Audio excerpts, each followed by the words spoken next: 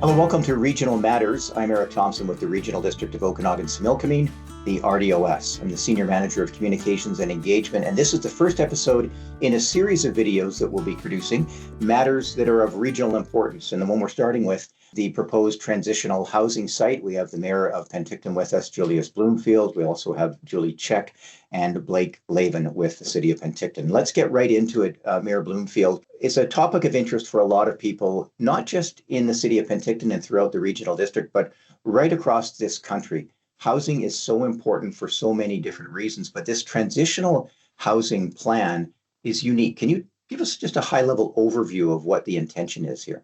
Transitional means just that. It means a step in the right direction to more permanent housing. Taking people that have no housing and putting them into some form of transitional and then getting into the permanent housing. If the permanent housing is not built yet, then you have a problem. And so rather than wait for that to get built and the spaces to open up, you have transitional housing that fills the gap in the meantime.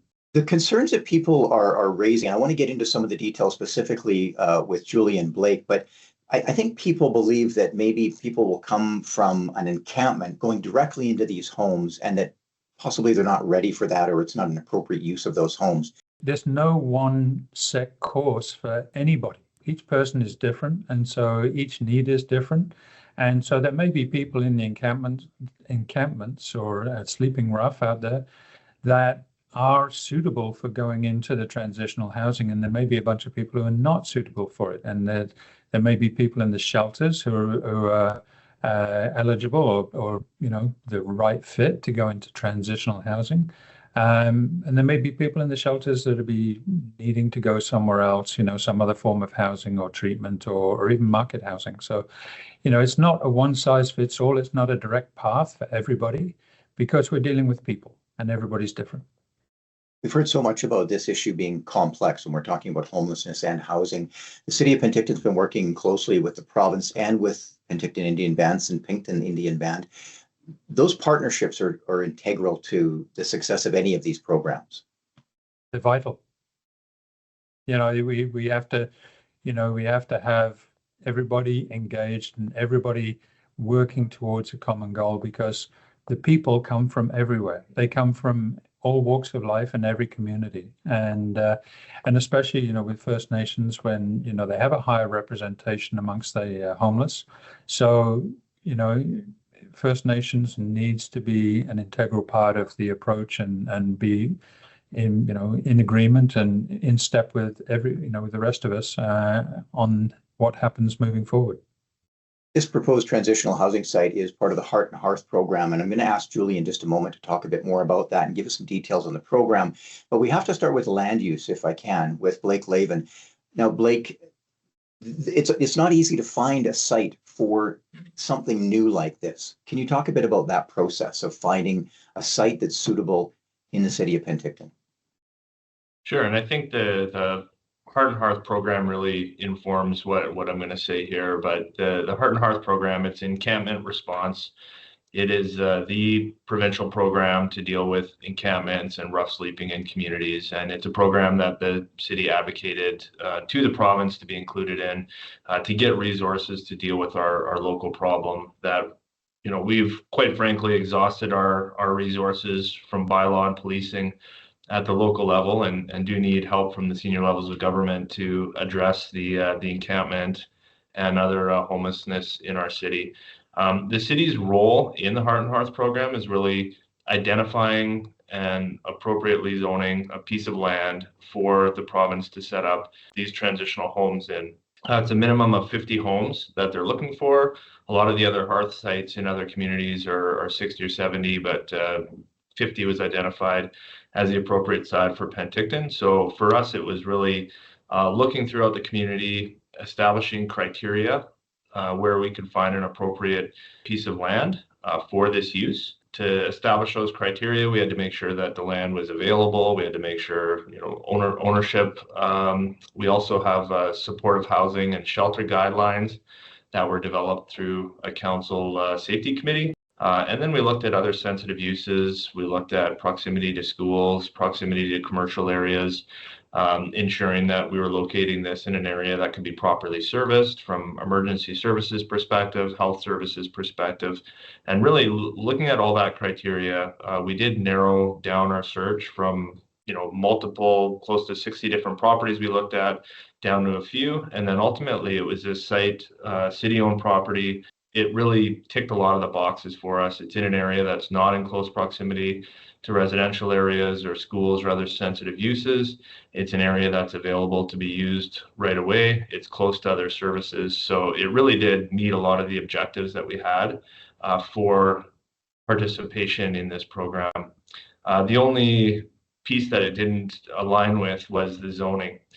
This property is in our industrial park and it is zoned for industrial uses. It's identified industrial in our official community plan.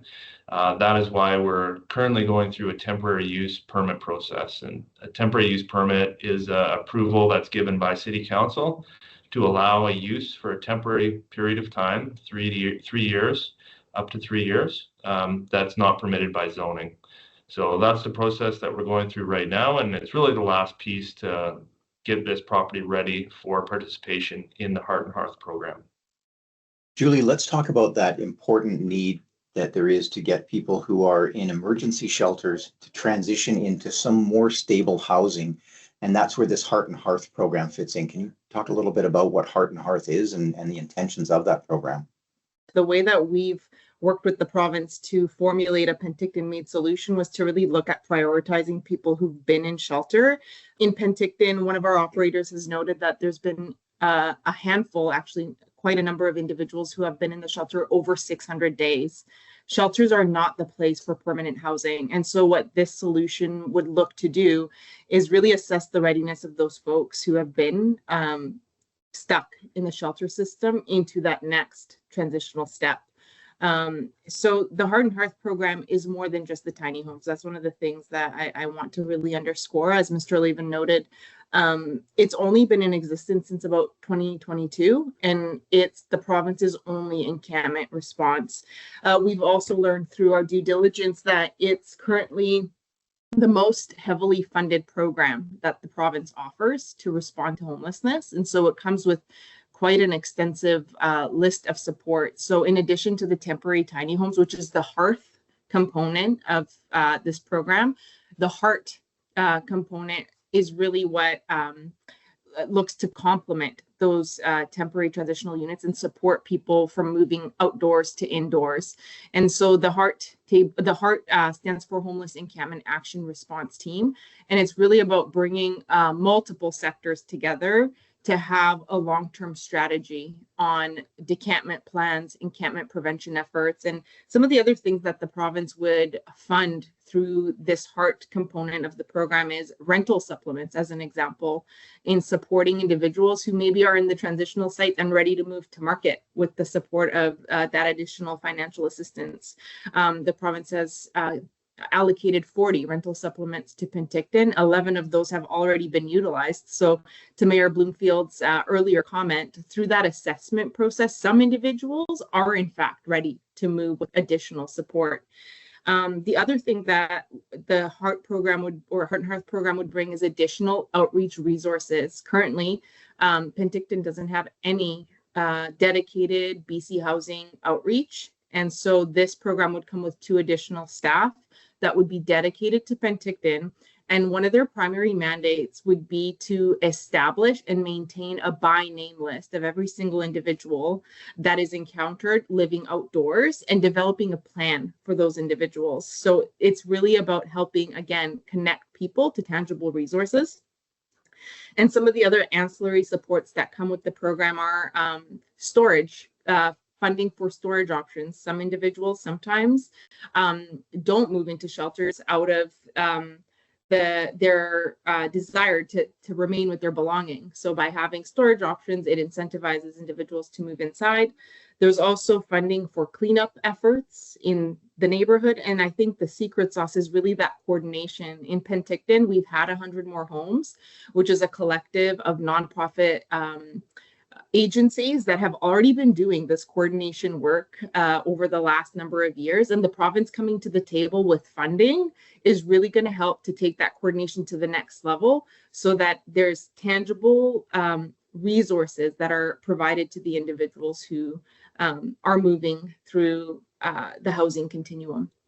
I want to go back to Mayor Julius Bloomfield. I think it's important to note, Julie brings up a really vital key point here, is that 100 more homes is separate from this program, also separate from the cold weather shelters. As a council, you're dealing with a very complex issue of looking after people who are on the street, and then there's the drug and alcohol issues, there's the mental health. It's not easy to deal with, and this is really, Mayor Bloomfield, would you say one small or one large step toward trying to tackle that problem?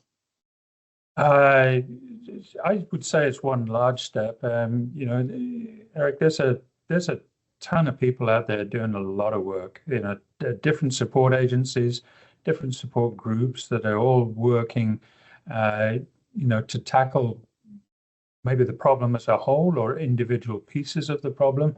And where 100 more homes comes in is that we've contracted them to step in and really organize and coordinate all of those support services. And that's proven to be a really, you know, vital part of this puzzle. You know, it's not something that council can do. Years ago, we did hire a social development coordinator, and the workload just proved to be too much for one person. So we had to find an agency that was probably the most organized and was most capable of organizing all of those support services. And that's what we did. And, you know, it's been so successful that there are many municipalities in BC that are looking at this model, and they're trying to replicate it in their communities. It's a very complex issue because there's so many aspects to it.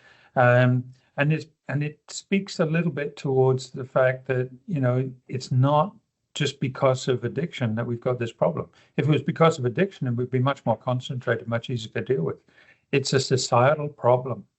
You know, it's a housing, it's an economic issues, it's technological revolution, the displacement of people, you know, the changing of the workforce, the desperation that some people find themselves in, that turn to addiction, how it affects their mental health.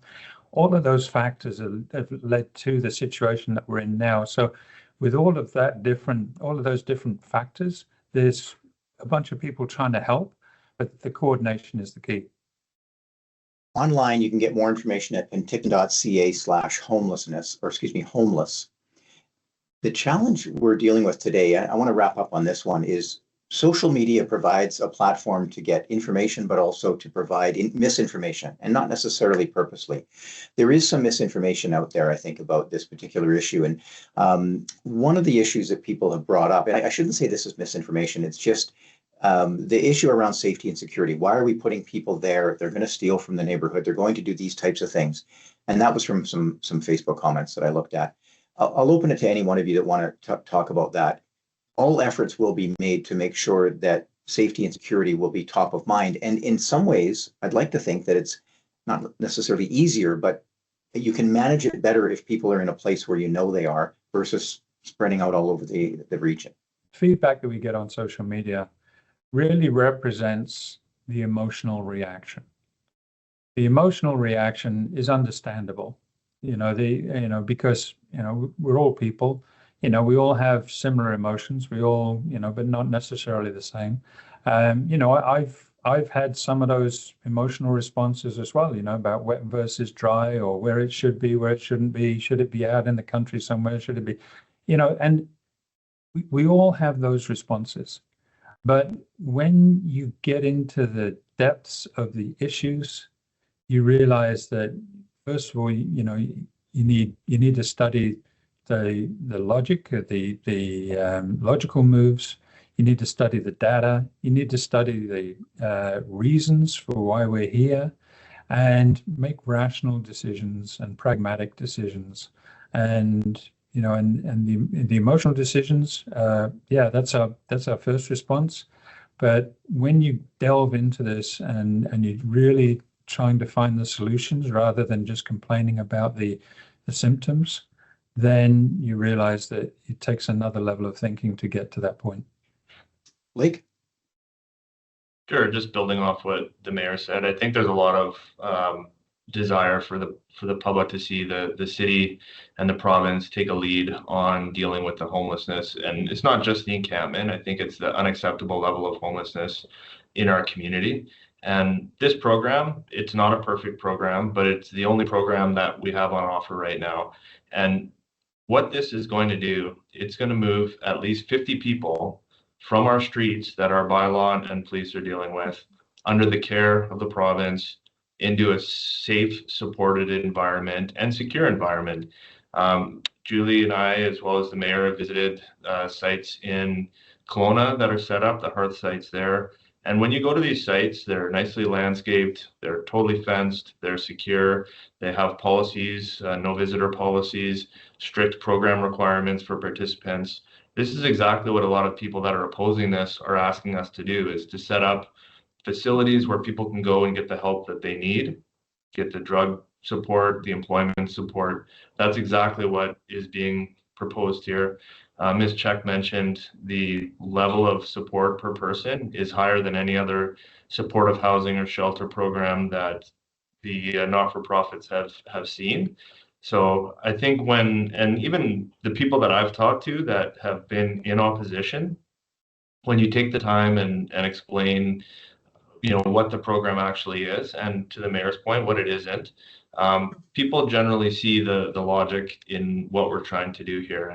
And just one last point, we did present this to our Public Safety Advisory Committee, and one of the committee members made a really good point that, and I think she was slightly skeptical of the program living pretty close to where this is located, but said the city has a lot more to lose by not participating in this program than they do for not. So I'll just leave it there. I don't know if Julie wanted to add any more about the wet, dry. I actually just want to respond more to some of the concerns that come with these types of proposals around the rise in crime or fear of rise in crime around these types of facilities. And what I can say is over the last year, we have been monitoring the data around the temporary winter shelter, which was the first kind of major step that council took to address homelessness about 18 months ago.